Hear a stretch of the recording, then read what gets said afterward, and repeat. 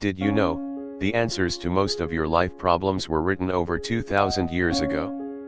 Not in some ancient scripture, but in the minds of men who trained themselves to remain calm in chaos, grateful in loss, and powerful in pain. These were the Stoics. Their words are not just quotes to share. They are weapons, tools, maps.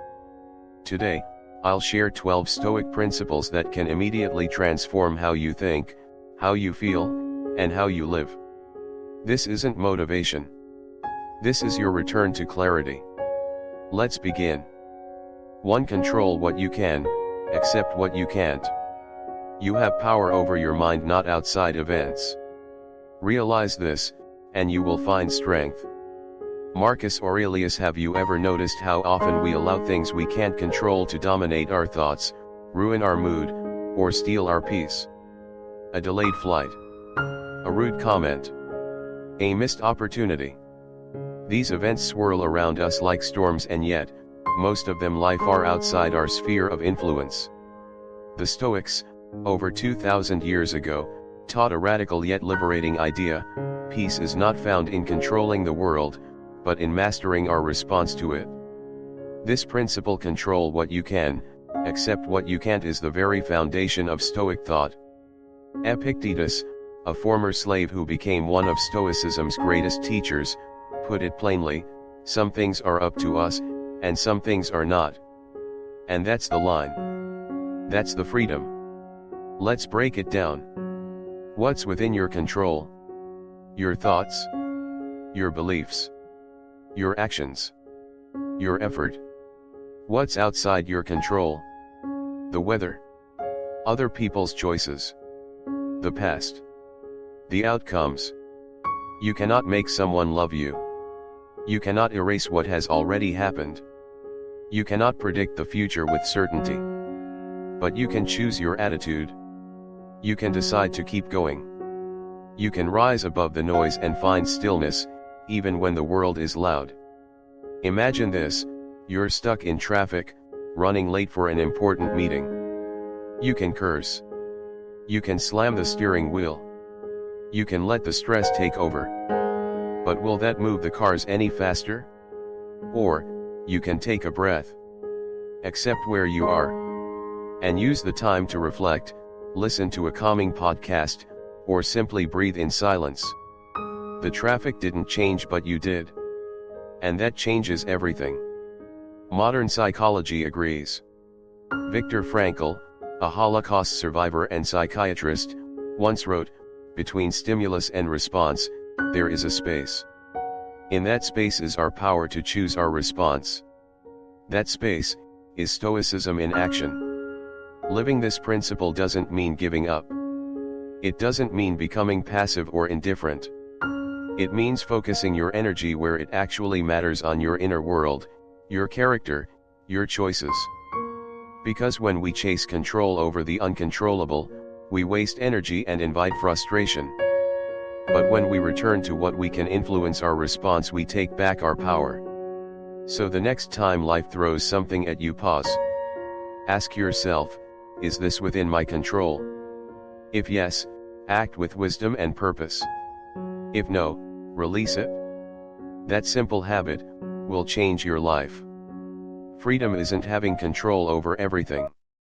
Freedom is needing to control only yourself. 2 obstacles are the path. The impediment to action advances action. What stands in the way becomes the way.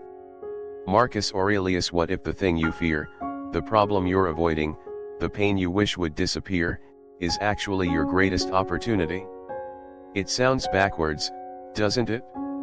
We're taught to see obstacles as roadblocks. Things to avoid. Things that stop us. But the Stoics saw it differently. They didn't just face obstacles, they used them.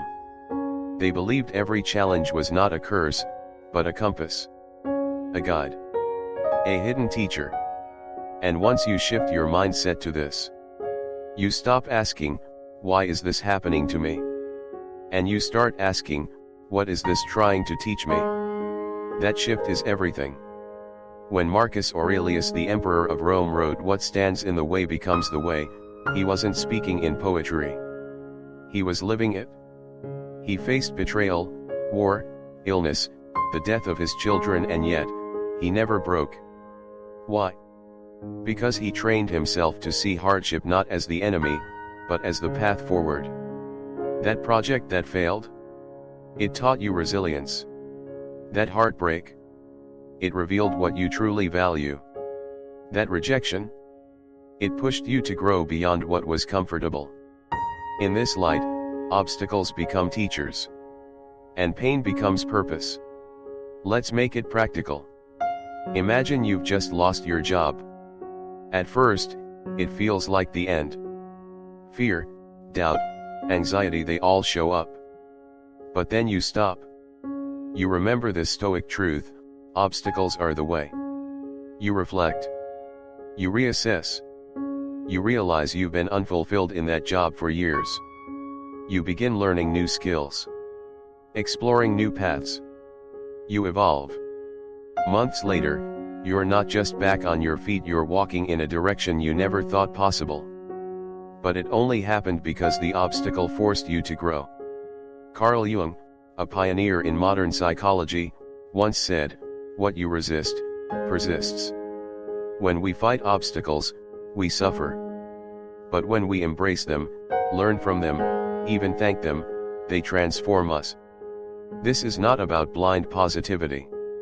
It's not about pretending everything is okay. It's about choosing a perspective that empowers you. The Stoics weren't naive. They knew life was hard. They knew tragedy, grief, loss. But they chose to believe that nothing is wasted. Not failure. Not frustration. Not even suffering. So the next time you face a wall, don't turn around. Don't complain. Don't quit. Pause. Breathe. And say to yourself, this is the way. Not around it. Not over it. Through it. What once looked like an ending might just be your beginning. 3. Live in the present. Do not dwell in the past. Do not dream of the future. Concentrate the mind on the present moment. Marcus Aurelius. It sounds simple, doesn't it? Live in the present. We hear it all the time. We nod. We agree. But how often do we actually do it? Most of us live in the then or the when. We replay old conversations, regrets, mistakes. Or we fast forward into worry. What if this happens? What if I fail? What if I'm not enough? But the Stoics remind us, life only ever happens now. Not yesterday. Not tomorrow. Now. Marcus Aurelius, Emperor of Rome and philosopher of stillness, wrote, "You live as if you were destined to live forever. But all your future is uncertain. Live as though already living your last hour." It wasn't fear that drove this thinking. It was clarity. When you live in the moment, you wake up. Colors seem brighter. Food tastes better. Conversations feel deeper. Because you're finally there, not just existing, but experiencing. Modern psychology echoes this ancient wisdom. Studies show that those who practice mindfulness, intentional presence, experience lower stress, better emotional regulation, and even improved physical health. Why? Because anxiety lives in the future. And regret lives in the past. But peace only lives in the present. You don't need to meditate for hours to find this.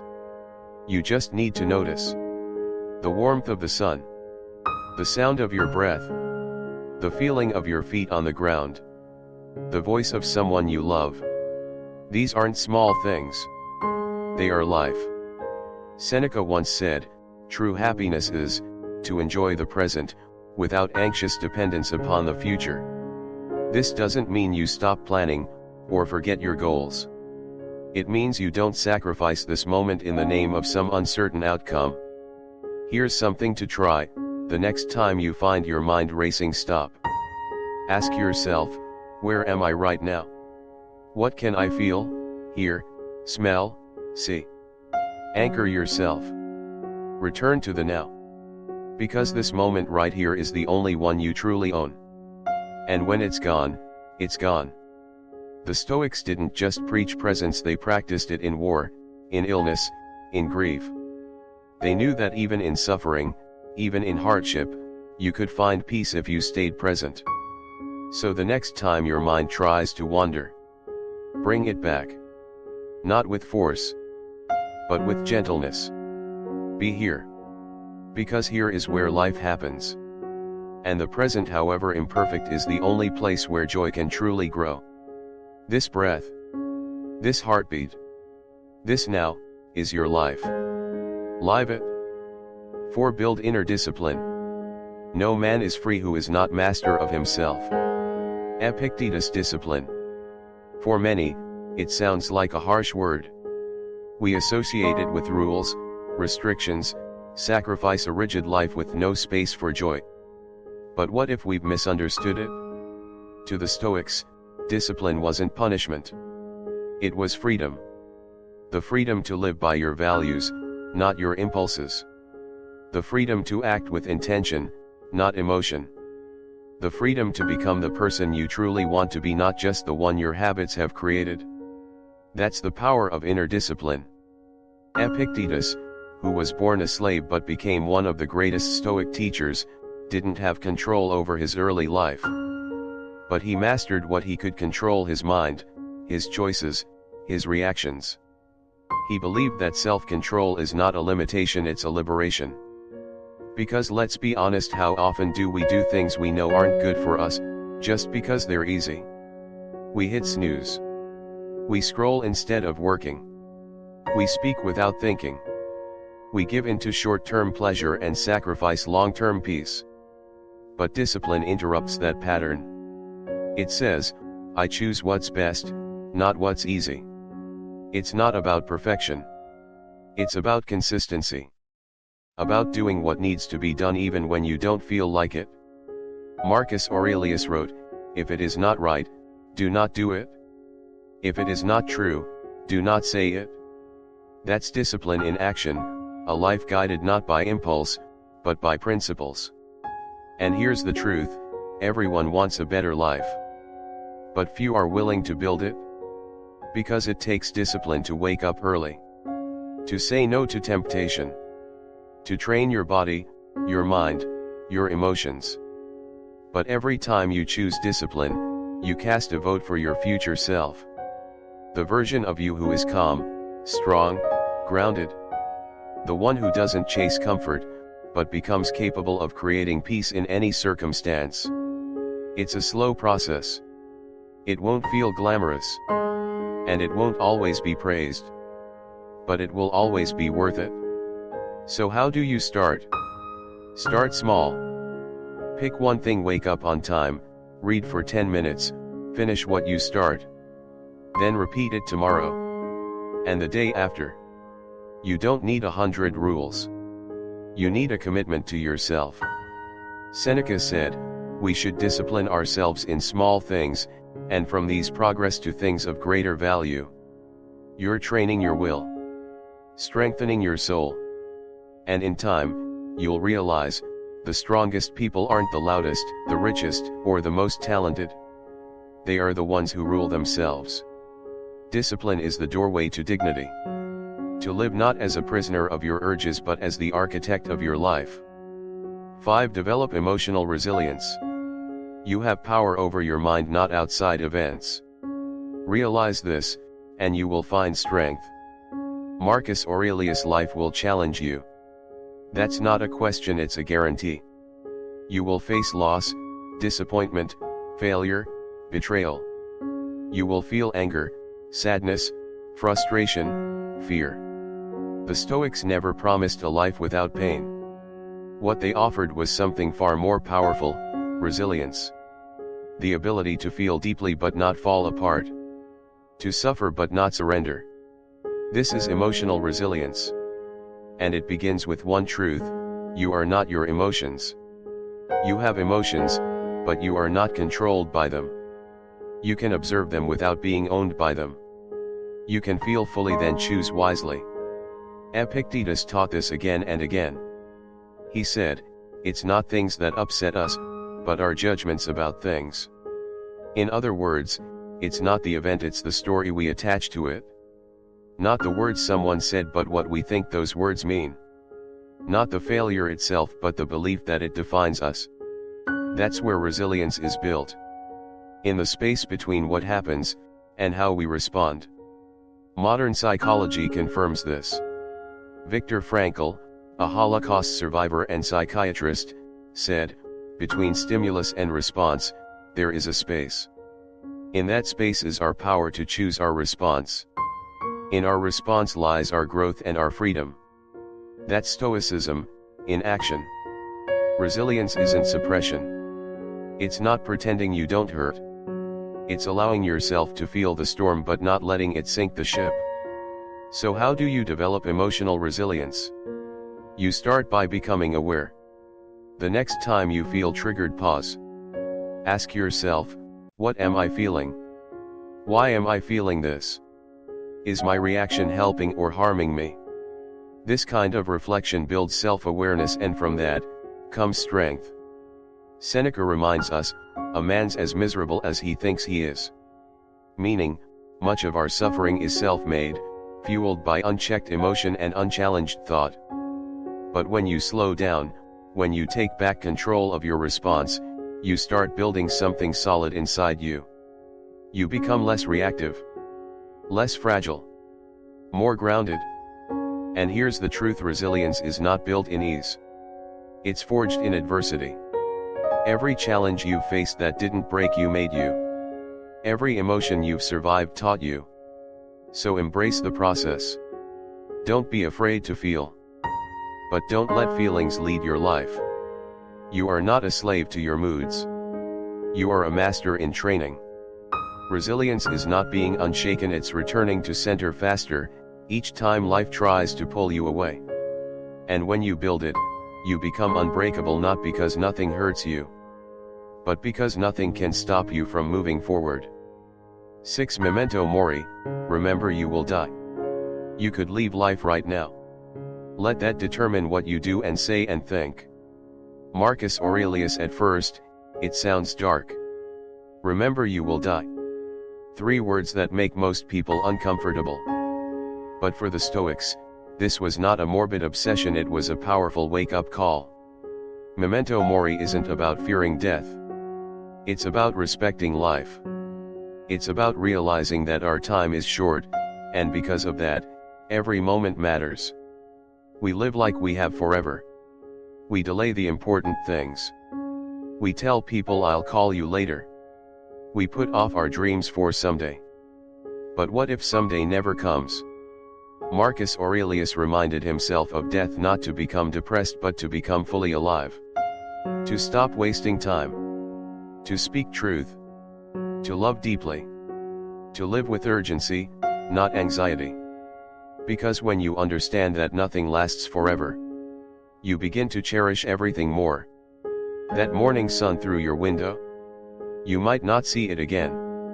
That small conversation with a friend, it could be the last. So how do you treat it? With presence. With gratitude. With intention. Seneca once wrote, "It is not that we have a short time to live, but that we waste much of it." He didn't mean we should panic. He meant we should focus. You see, when you remember you'll die, you stop chasing what doesn't matter. You stop getting lost in ego, in drama, in meaningless distractions. You simplify. You clarify. You prioritize. Suddenly, a quiet dinner with someone you love becomes sacred. Suddenly, working with integrity feels more important than impressing people. Suddenly, now becomes more beautiful than someday. Memento mori is also a powerful remedy for fear. Why fear embarrassment? Why fear failure? Why fear judgment when all of us, in the end, are going to the same place? Epictetus said, "I cannot escape death, but at least I can escape the fear of it." And that is a kind of immortality. Because the one who accepts death, is free to live. So how do you practice memento mori? Not by thinking of death every second, but by remembering your time is not unlimited. By asking yourself each day, if today were my last, would I be proud of how I spent it? Did I love deeply? Did I leave nothing unsaid? This is not morbid. It's meaningful. It brings urgency to your values, and peace to your priorities. Because when you truly remember you'll die, you also remember what you were born to do: to live, to love, to serve, with nothing held back. Memento mori doesn't whisper you will die. It shouts, so live before it's too late. 7. Practice daily gratitude. When you arise in the morning, think of what a precious privilege it is to be alive, to breathe, to think, to enjoy, to love. Marcus Aurelius. Gratitude. It's one of the most powerful yet underrated Stoic habits. In a world that constantly tells you to want more, do more, be more, gratitude is the quiet rebellion that says, what I have is enough.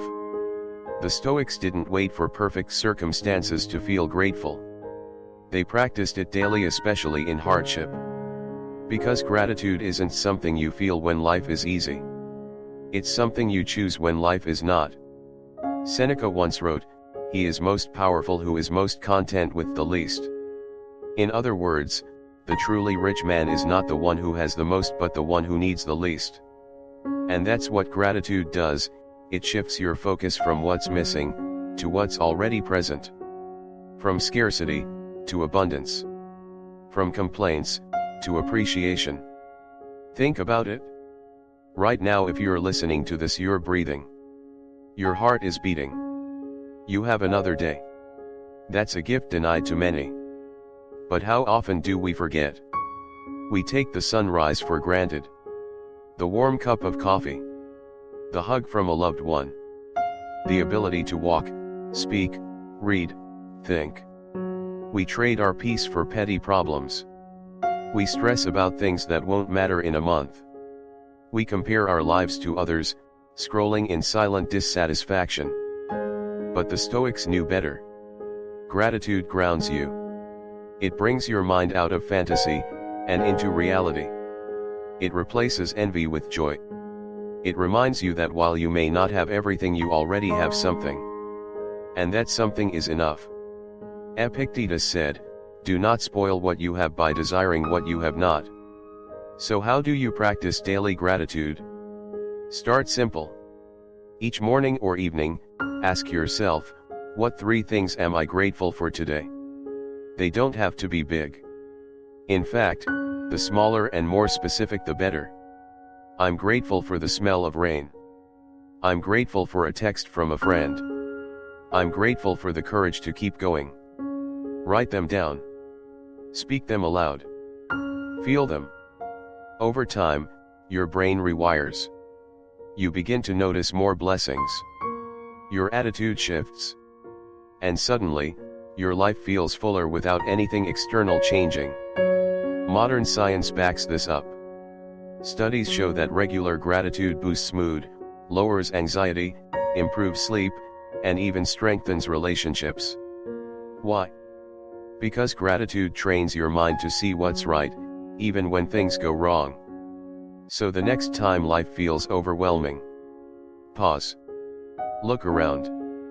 Find one thing, just one, to appreciate. And let that be enough to change the tone of your day. Because happiness doesn't bring gratitude. Gratitude brings happiness. And when you learn to see your life as a gift, you begin to treat each moment like something sacred. 8. Pursue personal excellence. Waste no more time arguing what a good man should be. Be one. Marcus Aurelius. What does it mean to live a good life? To the Stoics, it had nothing to do with wealth, status, or fame. It had everything to do with virtue, with character. And at the center of that was a powerful idea: personal excellence. Not perfection. Not comparison. But the daily, deliberate effort to be the best version of yourself. Seneca said, "It is not that we have a short time to live, but that we waste much of it. We waste it chasing approval. We waste it comparing ourselves to others. We waste it waiting for ideal conditions when what we need most is already in our hands, the choice to live with excellence. So what is personal excellence? It's showing up on time, keeping your word, speaking with honesty, working with focus, treating others with respect even when it's difficult, doing the right thing, not the easy thing. It's not flashy. You won't always get applause, but you'll gain something more valuable, self-respect. The Stoics believed that true success wasn't what happened to you, but what happened within you. And personal excellence was their compass. Epictetus said it best, first say to yourself what you would be, and then do what you have to do. That's the formula. Vision rightward arrow, values rightward arrow, action rightward arrow, alignment. It begins with a question, who do I want to become? Not what car do I want? Not what title do I want? But what kind of person do I want to be? Do I want to be disciplined? Patient? Compassionate? Courageous? Then, how can I live that today? That's personal excellence. It's internal, quiet, intentional. Aristotle believed that excellence wasn't a single act, it was a habit. Something you build, day by day, decision by decision. So how do you pursue personal excellence in the real world? Start where you are. Excellence is not a future event, it's a present choice. Write the email you've been avoiding. Apologize when you know you were wrong. Push through the final 10 minutes of your workout. Say no to what drains you. Say yes to what builds you. These moments don't look heroic from the outside, but they are. Because the hardest battle is always the one inside ourselves. And here's the truth, no one can give you excellence. You have to create it through effort, reflection, and integrity. You won't win every day. But if you stay committed to your values, if you keep showing up with intention, if you honor your word, your work, and your growth, you're already living like a Stoic. You're already walking the path of personal excellence. 9. Don't care what others think. I have often wondered how it is that every man loves himself more than all the rest of men, but yet sets less value on his own opinion of himself than on the opinion of others. Marcus Aurelius. Why do we care so much about what others think? We obsess over how we're seen, how we sound, whether we're liked. And slowly, we begin to live someone else's version of life, not our own. The Stoics saw this as a dangerous trap. Because the more you chase external approval, the further you drift from inner peace. True freedom, they taught, is not doing whatever you want. It's not needing anyone else's permission to be who you are. Epictetus put it simply, if you want to improve, be content to be thought foolish and stupid. That's hard to hear, isn't it? But he was right. The path of growth, of authenticity, of virtue is often misunderstood by the crowd. You will be doubted. You will be criticized. You may even be mocked. And that's okay. Because the goal of life is not to impress others. It's to become your highest self. Let's face it, people will talk no matter what you do. Be too quiet? You're boring. Speak your mind? You're arrogant. Work hard? You're trying too hard. Rest. You're lazy. You can't win in their eyes. So stop trying. Start winning in your own. Seneca said, it is not the man who has too little, but the man who craves more, that is poor. The same applies to validation. If you're constantly craving others' approval, you become emotionally poor, dependent on something fragile and fleeting. So how do you stop caring? Not by becoming cold or indifferent, but by shifting your focus. Ask yourself, am I acting according to my values? Am I being honest with myself?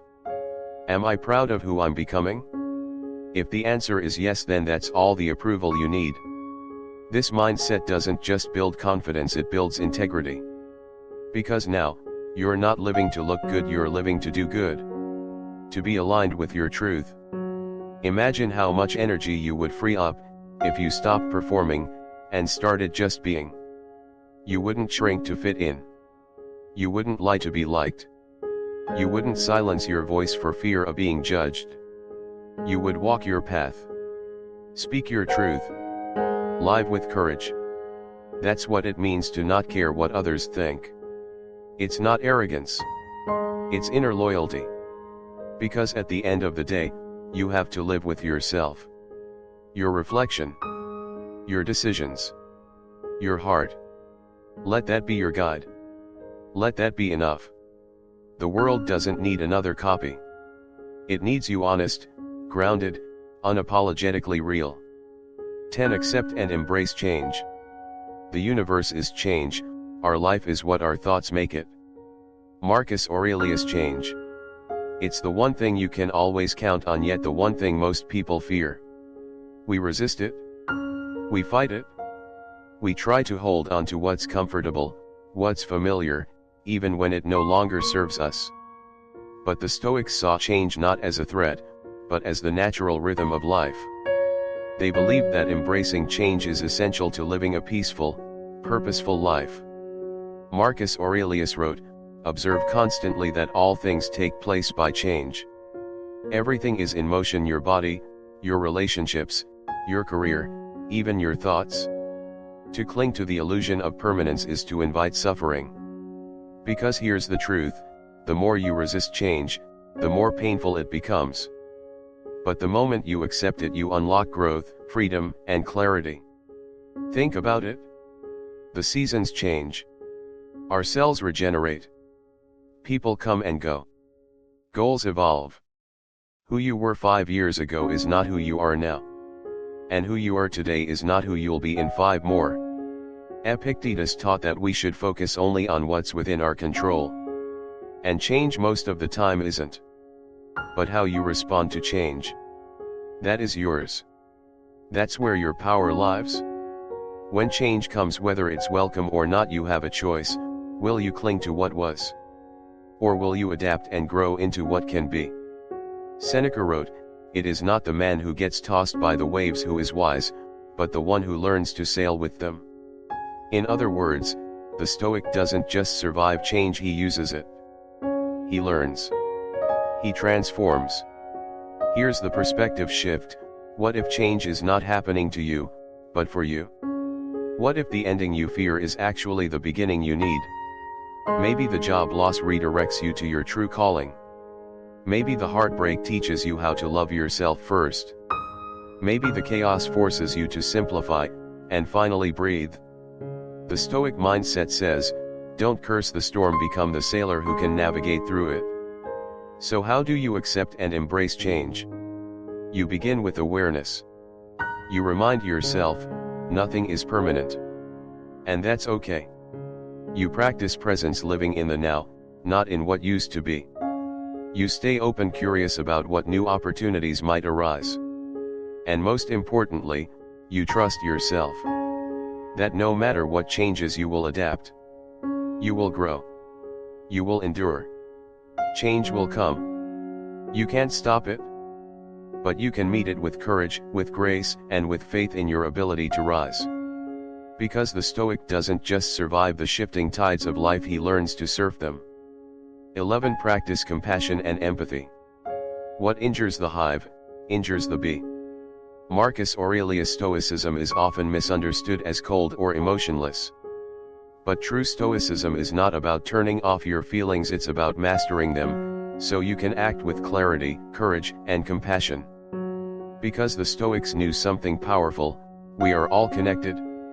And when we harm or judge others, we ultimately harm ourselves. Marcus Aurelius, Emperor of Rome, reminded himself daily, men are made for each other. So either teach them, or bear with them. He understood that empathy is strength. Not softness. Not weakness. But the ability to rise above ego, and choose understanding over anger. Seneca taught that we should be kind not just when it's easy, but especially when it's hard. He wrote, "Wherever there is a human being, there is an opportunity for kindness." Let that sink in. Every interaction is a chance to elevate the world. A kind word. A moment of patience. A willingness to listen. These are not small things. They are the building blocks of peace, both personal and collective. So why is compassion so essential to the Stoic path? Because the Stoic isn't only trying to master himself, he's trying to live in harmony with others. Not in judgment. Not in superiority. But in unity. Epictetus reminded his students that we all stumble. We all fall short. And when someone else makes a mistake, our job is not to condemn them but to remember, I've done the same. Or I might have. This is the root of empathy, to see yourself in others. To look beyond the surface. To ask, what pain created this reaction, instead of what's wrong with them. Compassion does not mean condoning bad behavior. But it does mean choosing to respond from understanding, not reactivity. It means creating space for healing. For learning. For connection. Here's a powerful truth, you don't lose anything by being kind. But you might change someone's day or even their life. So how do you live this? Start by listening. Really listen. Without waiting to respond. Remember that every person you meet carries hidden struggles. Respond to anger with calm. Offer encouragement instead of criticism. And when you mess up, because you will extend compassion to yourself, too. That last part is key. You cannot pour kindness into others from an empty cup. As Aristotle once said, what is a friend?